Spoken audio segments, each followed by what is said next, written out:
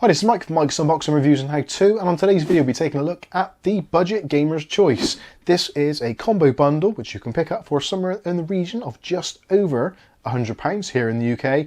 This is going to be a fantastic platform for you to get started on. So keep watching to find out more.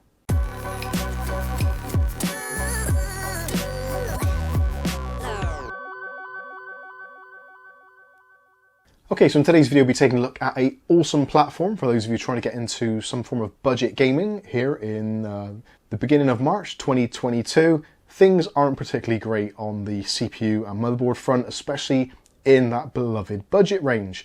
AMD are completely absent from the table, so it's left for Intel to carry on and scoop up those of us that actually want to buy a pretty decent little PC at a really good budget price. Now, as I said in the intro, this is a fantastic little platform. It's slightly older now, but with that we do get some great savings. So we've got an H410 chipset, which isn't the greatest, but certainly is a good platform. And also we've got Intel's i3-10105F processor.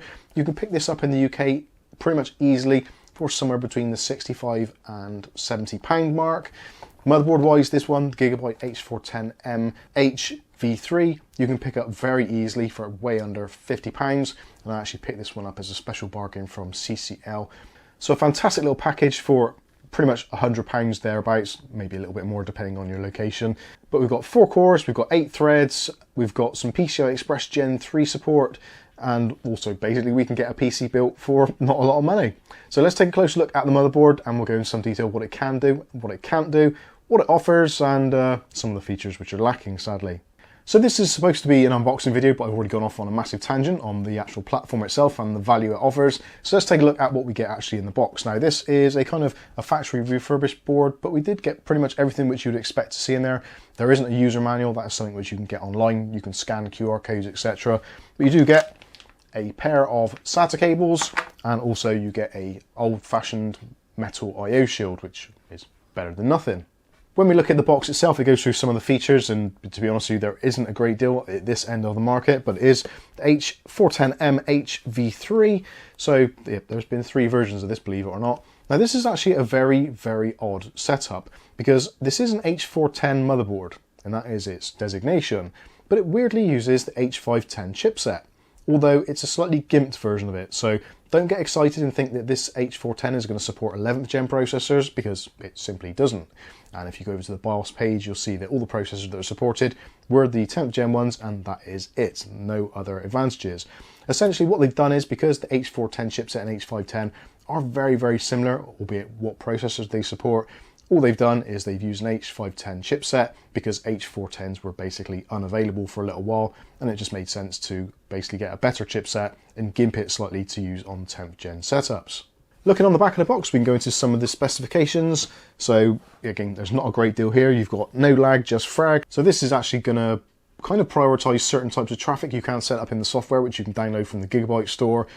The Gigabyte App Store is kind of horrible, but certainly you can download various apps such as QFan and things like that, and RGB, which all go into their App Store. There has been a few things on that recently online regarding other things which are actually included in that, which are probably not very good for your PC, but maybe we'll take a look at those a little bit later on. But otherwise, we've got the H410M V3 specifications there, so I'll give you a close up on that. You can see what it supports and what it doesn't. So essentially we've got PCI Express Gen 3 x 16 slot. There's also an additional PCI Express Gen 3 x 1 slot.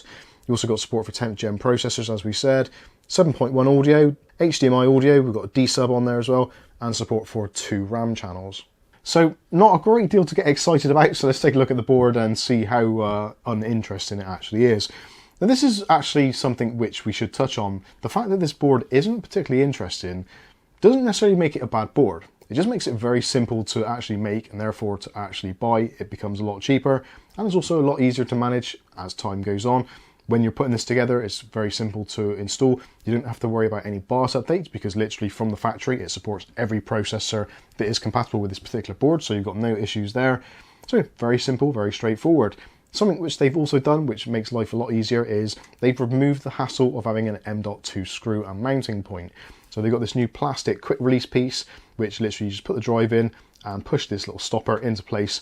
that holds your drive into place. So no screws to get lost or to go missing. Absolutely brilliant. And being that that is on a little plastic clasp, it's not going to fall off or go anywhere. So excellent stuff. I like that a lot. So anyway, let's do a quick tour of the board. There's not a great deal to talk of here. So at the top, we've got our 8-pin EPS connector. Next to that, we've got a 4-pin PWM connection for our single only fan header on this particular board. It is PWM, supports zero fan, all those kinds of usual things. And you can use it with 4-pin, 3-pin, or pumps, that kind of stuff. But that is the only one. So if you are planning to put this into a PC with multiple fans, definitely going to need a hub or a splitter of some sort. Moving down from there, we've got our LGA 1200 socket. Again, compatible only for 10th gen processors, so do bear that in mind. This is going to take the Pentium Golds, the Celerons, and also Intel Core processors. VRM wise, not a great deal to talk of, and no heat sinks as such, so again, there are going to be limitations. You wouldn't want to put a very high-end processor on this board at all, which essentially I think is pretty much common sense. You aren't going to buy a £50 motherboard to put on a $300 or £300 processor. It just makes no sense at all. But for our low-end processor, which we're going to pair this with, the 10105F, this is going to be absolutely perfect. Moving across, we've got our RAM slots. So RAM slots, we don't have any real overclocking as such on here, so it is going to be limited RAM-wise. Realistically, I wouldn't buy RAM any faster than DDR3000, which is pretty much what we're going to be putting on here. You are going to be limited with that particular processor that we're talking about to DDR2666. If you went to an i7 or i9, potentially you can get up to 2933 megahertz. Again, realistically for this board, I probably wouldn't recommend it. The two RAM slots support up to 64 gigs of RAM, so that's 32 gigs per slot, which is going to be more than enough for most people. We've got our 24-pin main power connector there in the usual place. We've got 4 SATA connections, and beneath that we've got our USB 3.2 connection there for front panel audio connectors. Moving across, again, we've got our M.2 slots, so that's going to be PCI Express Gen 3 x 4, again with that really cool little retention module in the end, which I really do like. Underneath that, we've got our PCI Express Gen 3 x 16 slot for your graphics cards or for add-on cards if you're using onboard graphics. BIOS battery is there, nice and easy to get to, although if you've got a graphics card in, obviously you probably need to remove your graphics card. Although if you don't want to, you can just use the CMOS reset switch or pins which are on the side here next to the front I/O panel. Nice place to sit actually. That's going to give relatively decent access unless you're using a particularly chunky graphics card, so that's all very good. We've got the front panel I/O connectors for your hard drive, LEDs, power switch, etc, etc. Next up, we've got a tiny little heatsink for our Intel H510 Express chipset. Then we can move across to our other connections. So at this bottom section here, so this is our front USB connection, so you can plug in your 2 USB 2.0 ports there. Next to that, there is a TPM connector for obviously Windows 11, that kind of thing, if you want to use TPM. Next to that, there is actually an RGB section on here, so we do have support for 12 volt RGB. Sadly, no 5 volt addressable RGB, which is a real shame, but at least we've got some 12 volt RGB to add a little bit of bling to an otherwise very boring board. Moving along, we've got our COM port header. So for those of you that may be using this in some sort of business oriented machine and you need a COM port for a specific piece of hardware, maybe like a printer, plotter, some kind of communications device, you can attach a COM port to that. Above that, we've got our PCI Express Gen 3 x 1 slots. And moving back across, we've got our HD audio front panel connector for the Realtek ALC 892/897 chipset, depending on which version of the board you get. Moving along, we've got our isolated capacitors there for the audio, and then it takes us round to the rear I/O. Moving round to the back, not very inspiring. It is a budget board, and there is a kind of niche in the market where this is used. Mostly office PCs, maybe slightly older places where they don't have the latest in technology. So we have got some of our legacy ports. So we've got a keyboard and mouse port there on our PS2s. Also, there is a VGA connection. This is going to be great for some offices, especially if you're in a more secure environment where they disable USB ports, so you can still have your monitor, keyboard and mouse plugged in with no problems there. Realistically, for most people, I think building a budget gaming machine, you can pretty much ignore those top slots. Moving down, we'd get an HDMI port, so that supports HDMI 4K up to 30 frames per second. Not great, and it is going to be dependent on the processor and the onboard graphics you're using, but you can get a 4K output from the HDMI. Next up, we've got some USB 2.0 ports. Moving on, we've got another 2 USB 3.2 ports, another 2 USB 2.0 ports. We've got our Realtek Gigabit LAN, the 8118 chipset, and then we've got our audio output jacks. So we've got earphone in green, line in blue, and microphone in pink. And that is pretty much it for the board. So that's pretty much it for a tour of the board. Again, there isn't a great deal to get excited about. Although, you can really get excited about what value this offers you. If you're looking into building a budget gaming machine in 2022, especially first quarter, there isn't really anything else you can get which beats this in terms of functionality and price. This processor, the 10105, realistically for around about 65 to 70 pounds here in the UK, is fantastic value for money.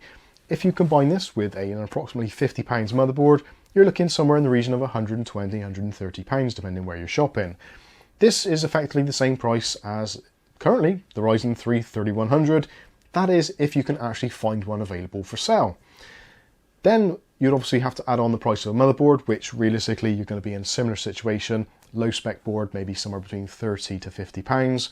So you are making a significant saving. You've got an entire package or an entire platform for the same price as a processor. And even if you go into the used market, a Ryzen 3 3100 from places such as CEX or even on eBay, you're still looking at somewhere in the region of £100 plus, which I feel is essentially, it's not a bad price, but it's really what those processors should be brand new on the shelf, although that is often not the case these days. So if you want to build a budget gaming PC, you don't want to spend a ton of money, you're not particularly bothered about overclocking, which you're not going to be able to do on this anyway, but you want to build a machine which is going to be cost effective, it's going to play your games, and isn't going to cost you an absolute fortune, and more importantly, is actually available in the shops pretty easily. This is definitely worth taking a look at.